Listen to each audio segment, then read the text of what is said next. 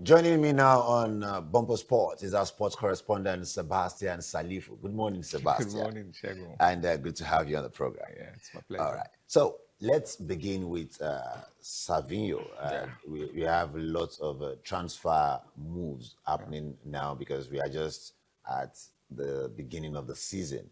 I think the La Liga started already, yes, and the Premier League is warming up, to kick off. yeah, So we know that to the build up to the season, transfers are non-negotiable. People yeah, have to very move true. from one club to another, and one big name who is trying to push, for a move now is Yeah. Savinho.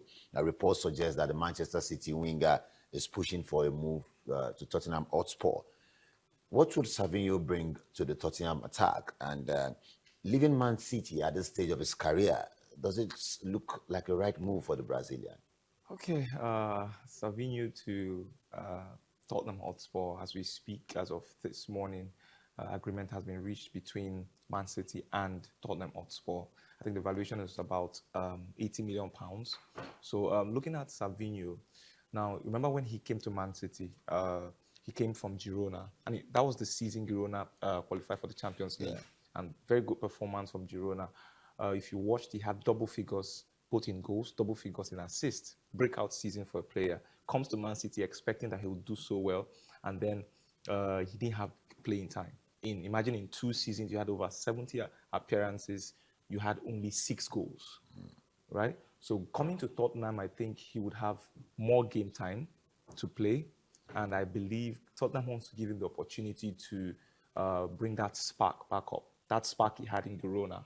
They believe the spark is still there, and they believe he can get results. Imagine the valuation is £80 million for a player who was bought £25 million by Man City. And had very few Yes, contributions. contributions. 2 seasons, 6 goals, all competitions, 79 appearances. So, Very poor. what's responsible for that hike in valuation? £25 million, had 6 goal contribution in 2 seasons, and now you are jacking it up to Okay, eight. first So of all, does it mean Manchester City are reluctant to sell? not really. Kudos to Man City. Man City, they know how to do business, right? Uh, Tottenham actually values the player. They believe in the player. They know he can bring that result, but because of the playing time. So Savinho going to Tottenham, he's assured of playing time, Okay. right? So Tottenham believes so much that he can replicate the performance he Okay. had So at how Girona. much Tottenham want him is what is driving Yes, they want him the really figure. bad. And if you want a player, if you get a player for £80 million, he's going to start. You can't bench an £80 million That's player. impossible. You can't do that. All right, we are still staying with the transfer market. Curtis Jones appears to set to leave Liverpool for Inter Milan after spending his entire senior career at Anfield. What does this move mean for Jones? And does he fit into the Inter squad? Remember, Inter is still trying to rebuild. After they've had their older generations Yes. push them far, now they are trying to rebuild their approach to their squad. So Curtis Jones to Inter Milan, does it make any football sense? Yeah, it does. Curtis Jones, he's an established player. He played with Liverpool. He was there in the time of Mohamed Salah, the experienced player. So he has that touch of experience coming into the squad. You looked at his stats. He's more of a ball retention player, right? He's versatile on the ball. Last season, he had about 40 appearances in all competitions and 18 starts, right? So just 3 goals. So it tells you he's not that goal-scoring midfielder. He's the DM kind of player who retains the ball, holds the ball, passes the ball. So I think Inter Milan would do well with his experience. His experience, like you said, they're overhauling the squad. They brought the Akanji, they brought John Stones to the club. So you see, it's an overhaul. So I believe that he's bringing more experience to the team. So from your own perspective, you think it's a good move for, Curtis Jones? It's a perfect move. It's a perfect move. All right, so still staying on transfer because it is raining transfer everywhere now, and that is how it's going to be till the end of the month. Yeah. So Manchester United, the Red Devils, are also reportedly pursuing Baleba, Carlos Baleba, that Brighton midfielder. Yeah. And what quality do you think Baleba brings to the United midfield? And is he the type of player that can help push for Champions League place? Remember that Manchester United, they did so well at least, let's say, the second half of last season, most especially the Michael Carrick era. Yes. You know, they pushed all the way to the end of the season. And a lot of people said if they could build on what they did towards the end of last season, if they continue in that strength and might, then they might be doing amazingly well for themselves. So bringing Carlos Baleba into that United team currently, do you think is the missing part of the puzzle? You know, Casemiro is no longer in Manchester United. So, you know, Casemiro has more of, he's a goal-scoring midfielder. He has a defensive part to his game. Carlos Baleba is more defensive. He's more defensive, like the Caicedo kind of player. But if you watched the transition of Caicedo to Chelsea, his first start, he got a red card, right? So it took Caicedo a little bit of time to get to that top level because he was over 100 million pounds for Caicedo. The same as Carlos Baleba. I think he's valued about 80 million pounds. They're still talking on the valuation. Man U and Brighton are still on the valuation. So looking at Baleba, he will get to Manchester United if the deal goes well. But I feel it's going to take time to settle in the team and bring that top performance. It's going to take him a little bit of time because Manchester United right now need players that will give top results. Also, I don't think he can give us that top level performance because Manchester United is not just in the EPL. They're playing the Carabao Cup, the FA Cup, the UEFA Champions League. You need to be on the top level. So I think in that top level, I don't think he's going to be. It will take him time, but like instantly, I don't think so. Okay, because let's compare Baleba and Caicedo now, because Caicedo moved from Brighton to Chelsea. Yes. And I think somehow he was able to establish himself, even though he started with some form of errors.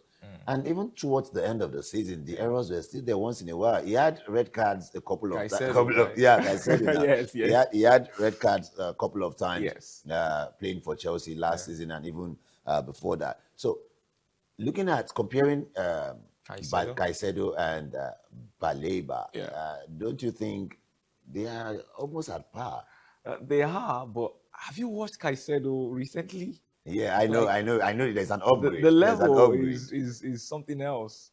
And, you know, like I said, it took Caicedo time. His first season in Chelsea was awful, right? But he needed to step up because the valuation, the 100 million pounds for a player. That valuation is enough to swallow. Yes. So it's going to take Baleba time. But Baleba he can get to that level of Caicedo. Okay, so what you're saying now is that Manchester United should not expect too much from him. Instant result. They should not. But, you know, you cannot say players can come in and give you that. And just pick. Yes. I can't say Caicedo didn't pick up, Baleba won't pick up. No. Baleba can come in and give you that. So you're only trying to manage the expectations of Manchester United, that they should just make sure they don't expect too much. Man U brought 60 million pounds bid, and Brighton says, no, we want 80, 90. Now, let's talk about Brighton doing business. I think one of the teams that have made so much money selling players in the past few seasons in England is Brighton. They've sold lots and lots of bright names. They sold Leon de Trossard to Arsenal. They sold so many players. João Pedro to Chelsea. And they it's like every season, Brighton does a minimum of 2 sales. And somehow they still find a way to stay on the log. They don't get relegated. In fact, you don't find them anywhere close to the relegation. What does that speak about the scouting team in Brighton? I think Brighton, kudos to the scouting team. They are wonderful. Brighton has this eye for players. When they see you, they know that you're a prospect. So I think they have a way of balancing their selling out and what they retain. Bring in. So I think it's one unique thing about Brighton. Another similar club is Aston Villa. You see, they sold, what's his name? They sold Morgan Rogers. They have Maggio already. You saw his performance against PSG. He got a goal. You saw him. The young star. Yeah, Maggio. So these guys know how to balance players going out and players coming in. Their scouting team is perfect. They know what to do. Excellent scouting team. They know the players they want. And they know the players that teams need. It's like they have a scroll. They have a pool that, okay, and they're like, oh, these we guys build it for you. Yes, and then we sell. They make lots of money from it, and I think it's excellent.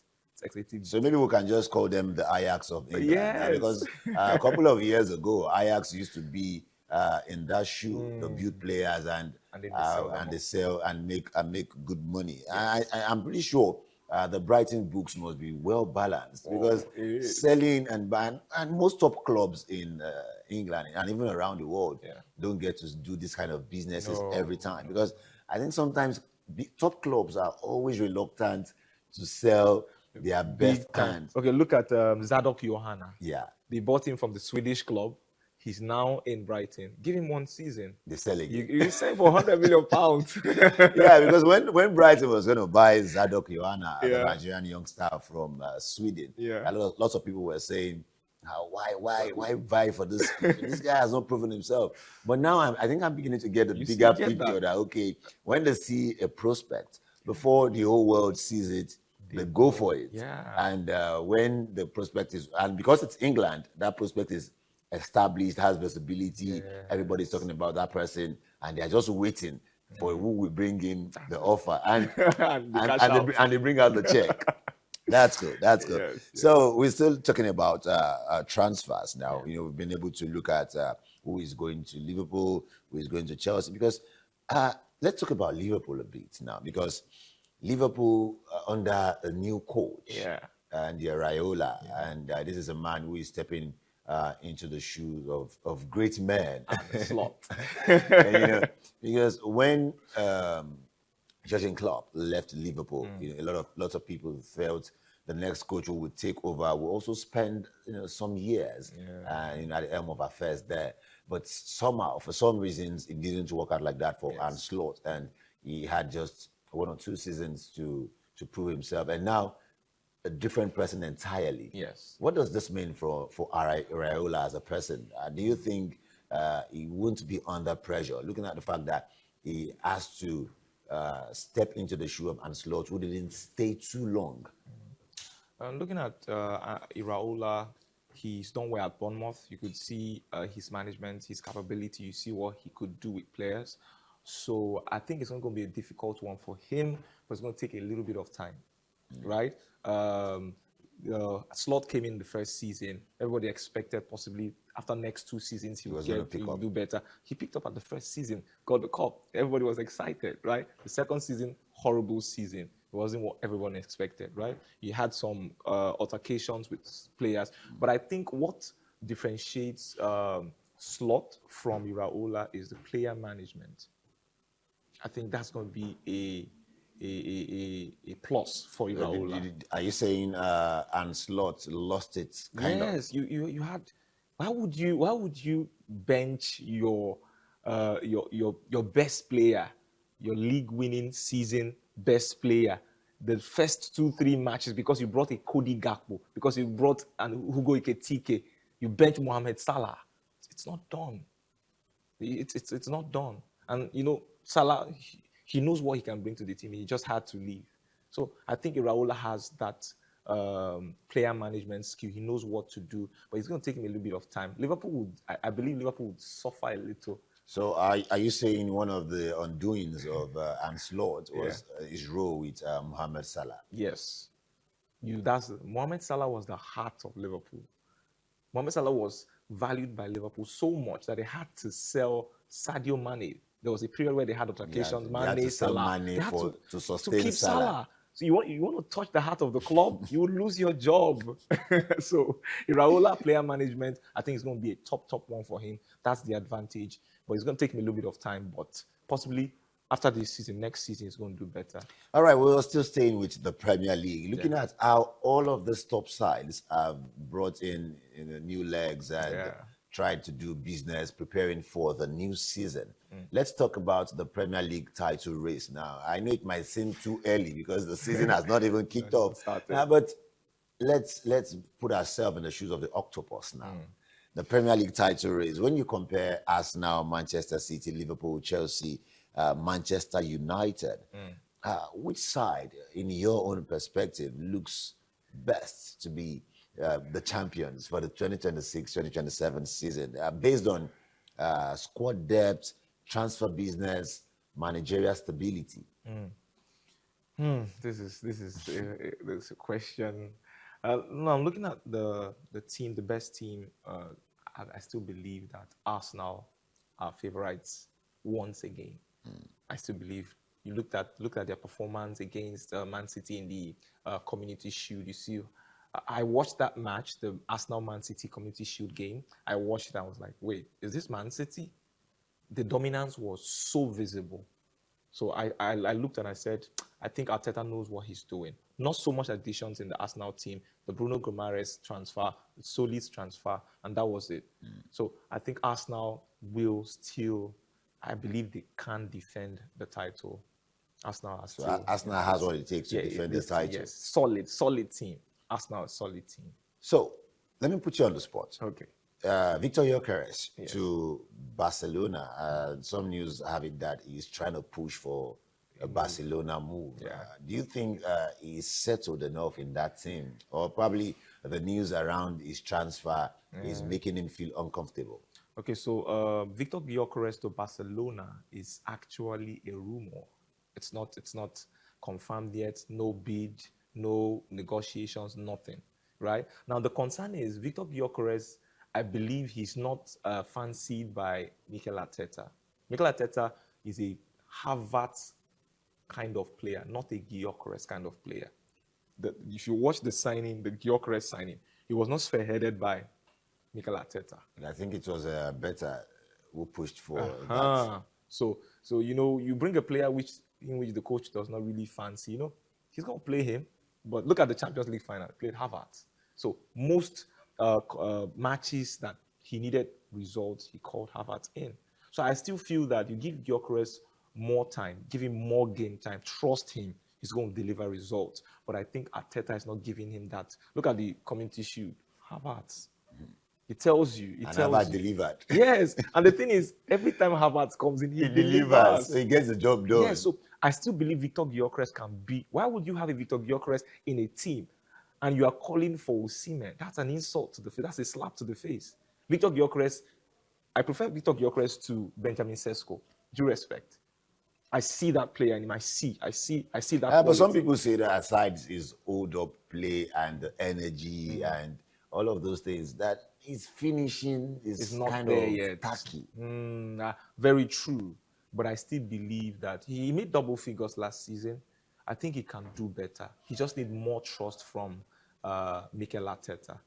All right, let's see how the season goes. Thank you so much for joining us this morning, Sebastian Salifu. All right, and that's all we have for you this morning on Bumper Sports. Thank you so much for joining us. We look forward to a beautiful season. We look forward to a season where, is it Arsenal, Manchester City, Manchester United, Liverpool? Well, I don't know if you are also an octopus like Sebastian Salifu, who has gone for Arsenal. Well, the season kicks off in few days. That's tomorrow, right? Yes. Yeah, the season kicks off tomorrow. Let's see how it goes. It's even today. Today, Yeah, yes. today. Yeah, the 2026-2027 EPL season kicks off, and let's see how the ride goes. And that's all we have for you this morning on Bumper Sports. I'll be handing you over now to Tom and Okpe for an in-depth discussion on the stories that made the news. Don't forget to follow us on all our social media platforms. On Facebook, it's at MITV Plus. On Instagram, TikTok, and X, it's at MITV+_NG. You can also watch our programs live on YouTube at MITV+_NG. Remember to click on the like and subscribe button. I am Shegun Akiola. Do have a beautiful morning.